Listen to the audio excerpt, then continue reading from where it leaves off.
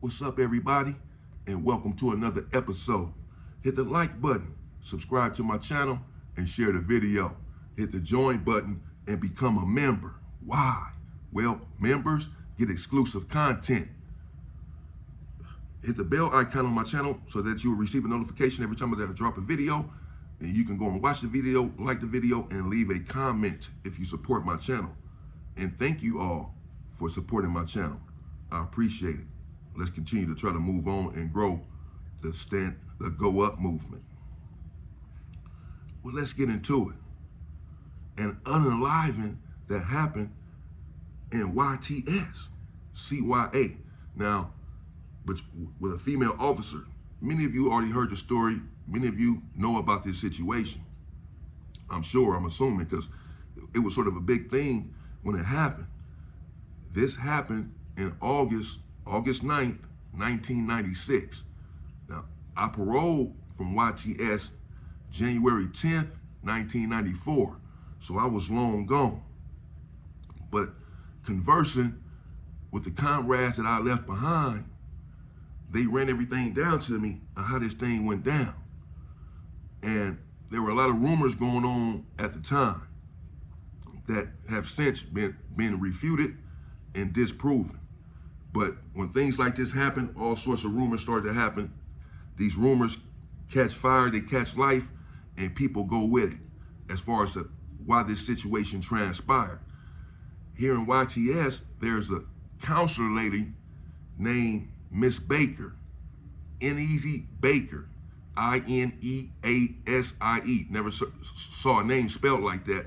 Not exactly sure how to pronounce it, but her last name was Baker. A black woman. I know her, or knew of her. She worked on C&D.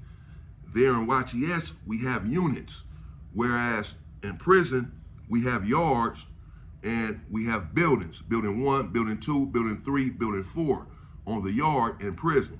In YTS, it's just one big yard, basically, with these buildings, and the buildings are named A and B, C and D, M and N, K and L, etc. And Counselor Baker worked on C and D. She had been working as a youth authority counselor for 11 years. I don't know how long she had been working in YTS, but altogether, maybe the whole 11 years was in YTS, I'm not sure, but she had been working in CYA for 11 years. However long she was working in YTS. And there was an inmate there by the name of James Ferris. James Ferris was in CYA serving a life sentence for asphyxiating a middle-aged nurse. He was already serving a life sentence for strangling a nurse and unaliving her. James Ferris was 24 years old at this juncture. When this incident right here transpired, he was 24. When his previous crime that he was convicted of happened, I don't know. I don't know how long he had been locked up. Couldn't have been that long, as he was 24 years old in YA. He ain't been locked up since he was 10. Probably, 15, 16, 17 years old. I'm not sure. When he was accused of asphyxiating a nurse, I don't know how old he was. But at this time, August 9, 1996, he's 24 years old, and he's already, as I said, in CYA, and now he's headed to prison, because in CYA, particularly in YTS, again, they're 18 to 25-year-olds. And once you hit 25, you can't stay in YTS. You can't stay there. You're not supposed to, and you can't. They send you off to prison if you still have time, or if you have a life sentence, and you're now 25 years old.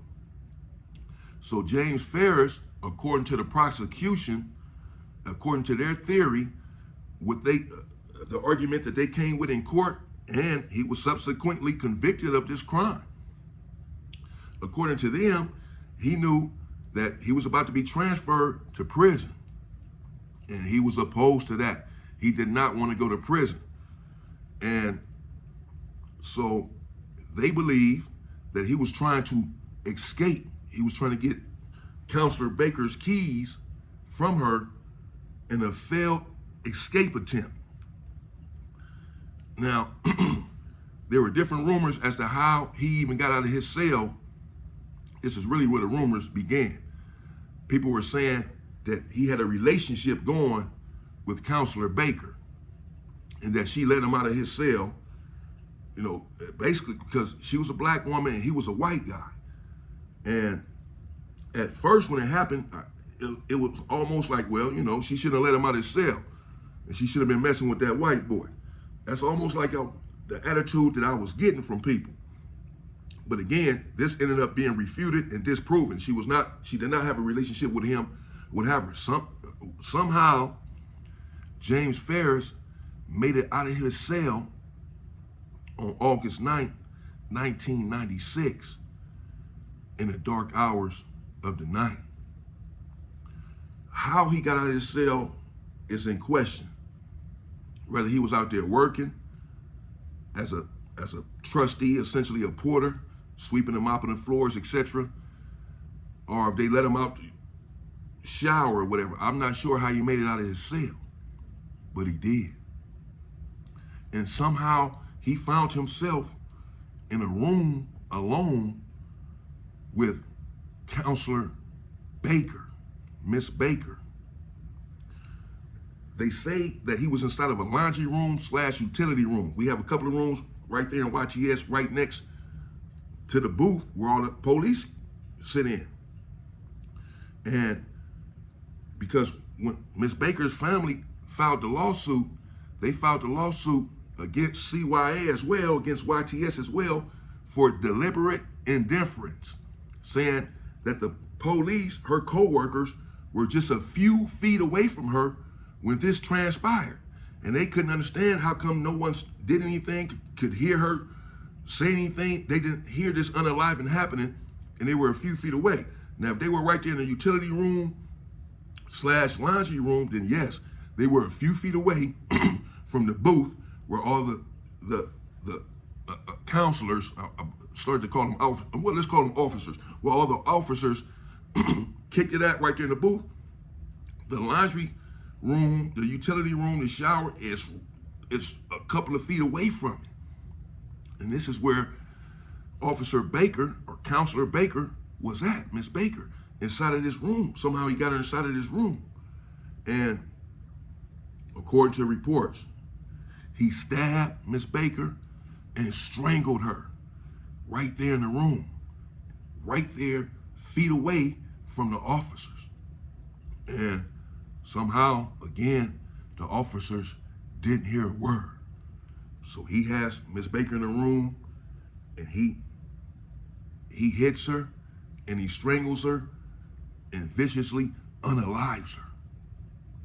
And then, somehow, he has the wherewithal to clean up the crime scene, to clean up the bloody crime scene that just transpired feet away from where her comrade / co-workers are at. Once he cleans up the crime, he has the time to do all of this, and they're feet away and never apparently heard anything. Certainly didn't do anything, apparently didn't know what was going on. He cleaned up the crime scene and put her body inside of a cart. And once he got her body inside of a cart, he wheeled her out right by the officers outside. How he got outside, I don't know. But somehow, because you need a key to open the door to get outside. Well, I guess he had her key by the end. I guess he had Miss Baker's key. And so, I'm assuming, somehow he got outside and put her body inside of the dumpster, inside of the trash, and made it back to his cell. Can you imagine? He got the woman in there, he stabbed her and strangled her in secrecy. No one heard a thing. And then he still has all of the time to clean up the crime scene, put her body inside of a cart, take it outside. This is in jail. This is in CYA. They have towers and everything else. Somehow he makes it outside, takes her whole body out of the cart and puts it in the trash. All this while nobody sees anything, heard anything, and made it back to his cell. It was crazy. And then they only discovered her body because in the landfill, when they were dumping the trash, the person dumping the trash realized that this was a body. I'm saying, well, they were not looking for him. Obviously, her husband was also an officer, Miss Baker's husband. And he was very upset. And he's looking for her, and he's trying to find out where his wife is at. And I'm saying, so her fellow officers, you know, when you leaving, y'all normally walk out together. Y'all all clock out together and everything. So everybody just left, and nobody knew where she was at. Nobody said nobody knew that she had not left the facility, that she had not clocked out. I don't know. I don't know how. I see why the family is filing a lawsuit or filed a lawsuit. All of it seemed a little crazy, but somehow they traced it back to James Ferris. They realized that he had got out of his cell, and in their minds, he was the culprit because he had cleaned up the crime scene and apparently didn't have any blood or whatever on him by the time they got to him. But he may have had scratches or whatever. I don't know. Defensive wounds. But somehow they got to him, James Ferris, and they arrested him. And he was charged with the unaliving of Miss Baker. He went to trial in the year 2000 for this crime. The case had two special circumstances, which was, excuse me, unaliving an officer while she was on duty, and unaliving an officer in an attempt to escape. So two special circumstances. Now, there was a big issue over whether or not she was actually in the line of duty at the time that this happened. His lawyers, James Ferris's lawyers, are arguing in court that she was not on duty because they want to get rid of this special circumstance. That if she was on duty at the time that this happened, then again, he's looking at the death penalty because of the special circumstance of her being on duty in the line of duty at the time of her unaliving. However, she had taken off her duty belt, and she didn't have the alarm or anything. She had taken it off because she was on her way home. So she had already taken that off, which is why apparently she couldn't hit the alarm or call for help or anything like that. And since she had taken her belt off, James Ferris's lawyers were saying she was no longer in the line of duty. She was off. She was about to go home. Now, officers all around California, correctional officers and youth counselors were upset about this. They were saying, no, she was in the line of duty. She had just taken off her belt because she was about to go home, but she was still there performing her duties. And they want protection as officers and as counselors. They don't want this guy to be able to get away with this in their mind, because that's, in their mind, opens up the door for other people to unalive them and get away with it. And so they feel like they're in danger as counselors and as officers, and they want the courts to send a message to James Ferris that you can't go around unaliving female officers and counselors. No one can without paying a hefty price. So officers all around are showing up at the trial of James Ferris with shirts on that say "in the line of duty," referring to the fact that Miss Baker was in the line of duty in their estimation when this crime transpired. And they're there to show support to her and her family by wearing these shirts that say "in the line of duty." Courtroom filled with officers that have these shirts on at James Ferris's trial.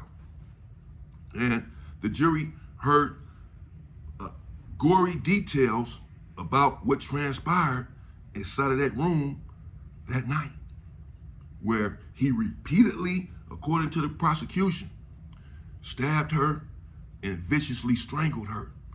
And the terror that she must have been going through in that room, wondering where are her comrades, her security, where's her officers at to come and help save her life, when she's in a room alone with this guy who probably has a sinister look in his eye, and he has freedom on his mind. Because again, the motivation for this crime, according to the prosecution, is an escape. it just happened to be Miss Baker, but whoever he just got out of his cell and apparently was looking, whoever he can get his hands on that had keys, since his 25th birthday was nigh. And he knew that he was about to be heading to prison already with a life sentence. He didn't want to go. So he was trying to escape, according to the prosecution. And it just happened to be Miss Baker. He felt like probably was an easier target, a woman, a female, much weaker than him, that he can overpower her and take her keys. And that's what he tried to do. In fact, he unalived her. But he got her keys or whatever, but he didn't make it out of the facility. Just made it back to his cell until they came and got him. And in the penalty phase of the case, he was convicted in trial in 2000 of this crime, of the unaliving of Miss Baker. He was convicted of this. And when you're already serving a life sentence, as I alluded to before, when I was talking about Comrade George and his situation, California law dictates when you're already serving a life sentence and you catch an unaliving in prison, it's an automatic death penalty if you're convicted. So this is what he was up against. And again, the case had special circumstances. The last I checked and the last I heard about the case is that he had been found guilty and they were going into the penalty phase to determine whether or not he was going to do life in prison or get the death penalty. I don't know the conclusion. I was trying to find out yesterday to bring you the full story if the guy ended up getting the death penalty or not. I couldn't find out. I'm going to continue to look so I can bring you that. Whether or not he got the death penalty or just got life in prison, I don't know. But I do know that he was convicted. At the last where I left off, he was convicted of the crime, and they were just going into the penalty phase, but he was already convicted of the unaliving of Miss Baker. And again, the rumors were running amok. He was having a relationship with her. She let him out of his cell so that they can go inside of the room and get it in, have relations. Something went wrong and he unalived her. But again, that was refuted and disproven in court that they did not have a relationship whatsoever, that he was just trying to escape and she happened to be the prey where he felt like he can get a victory. And that's what happened. And everything changed in the CYA system after that incident, as you can imagine, all around the CYA system. Again, I was out of the system by then, but I was hearing about how things had changed. They took the weights out of YTS. They ended up shutting YTS down. They were much tougher. They wasn't letting people out of their cells now. They didn't want you around female staff at all, looking at them, talking to them. They were upset with all inmates now. Just everything just changed. It changed a lot of people's lives, that incident. And it changed the California Youth Authority forever. And that's what happened in the unaliving of Counselor Baker there in YTS in August of 1996. Thank you all again for supporting the channel. And stay free, people.